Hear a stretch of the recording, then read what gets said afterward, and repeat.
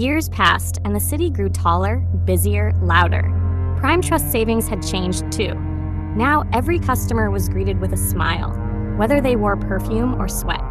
The staff spoke often of Mr. Hakim's visit, and new trainees were told, "We don't just serve money, we serve people." Mr. Hakim, now in his late 60s, rarely visited anymore. He spent much of his time quietly funding schools, shelters, and small businesses. He never liked fame. He believed true kindness was done when no one was watching. One rainy morning, a young man stepped into the bank. His jacket was soaked, and he smelled of engine oil. He looked nervous, holding a plastic folder in both hands. The receptionist smiled and said, "Good morning, sir. How can I help you?" The man hesitated. I wanted to ask if I could open a savings account. I know I don't have much now, but I want to start." "Of course," she said warmly, offering him a seat. "We're happy to help. Everyone starts somewhere."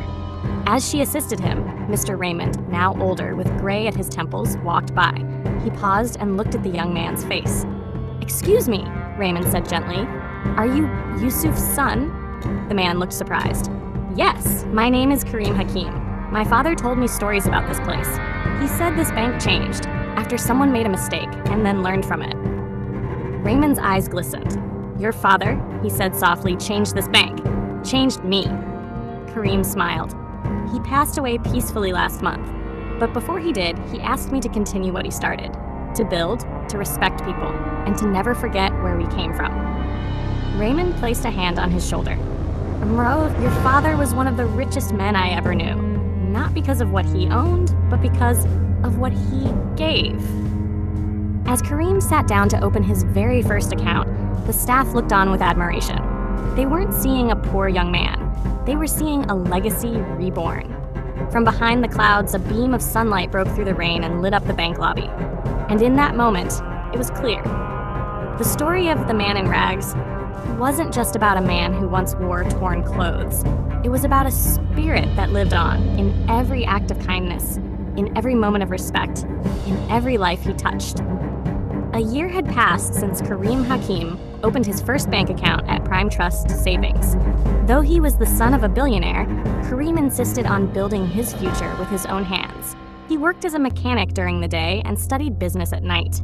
People offered him shortcuts, partnerships, investment deals using his father's name, but Karim always declined politely.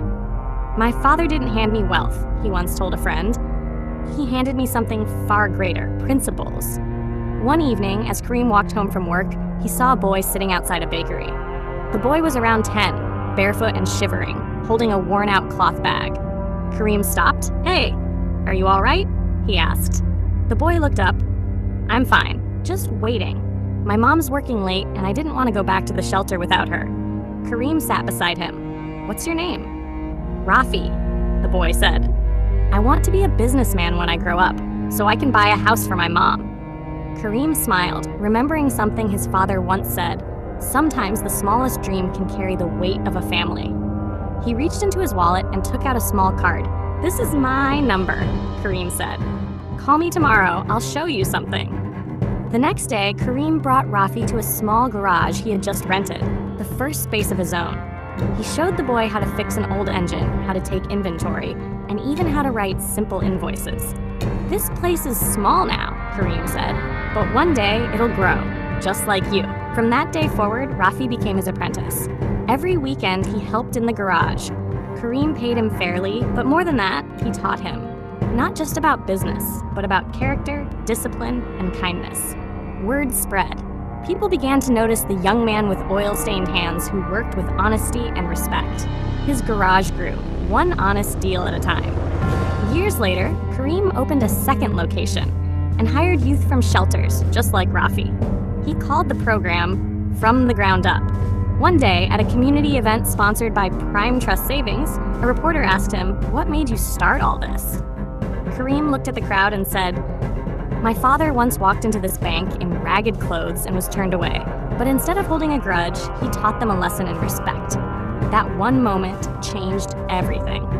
He paused, then added, "I am not here because of my father's money. I'm here because of his wisdom. And now, it's my turn to pass it on." The crowd stood in applause, and somewhere in the back of the room, An elderly woman wiped a tear from her eye. She was the retired receptionist from that day years ago, the one who had once turned Mr. Hakim away. Now she clapped the loudest. Years passed. Kareem Hakim's garage network had grown into a chain of ethical repair centers known across the country. But despite his rising success, Kareem never wore suits. He still preferred worn jeans, work boots, and the scent of engine grease. And by his side was Rafi, now a young man, running his own branch with quiet discipline, the same way Kareem had once learned under his father's shadow. One winter morning, disaster struck. An investor Kareem had trusted, someone who had once praised his father, was caught embezzling funds. Half of the company's operating capital vanished overnight. News headlines screamed, "Garage empire collapsing? Hakim's son faces first major crisis." Advisors urged Kareem to cut staff, freeze charity programs, and secure what assets he could. But Kareem sat in his small office, thinking. A photo of his father sat on his desk, with a quote scribbled beneath it. "When it costs nothing, kindness is easy. When it costs everything, that's when it matters most." He stood up and gathered his leadership team, including Rafi. "I'm not laying off anyone," Kareem said. "We built this company with honesty and respect. I'm not letting panic erase our values." Rafi stepped forward. "What if we all take cuts, even me? Keep everyone working but reduce hours and spread the weight." Everyone nodded. Loyalty, not fear, filled the room. Kareem smiled. "We'll survive, because we're not built on money, we're built on people."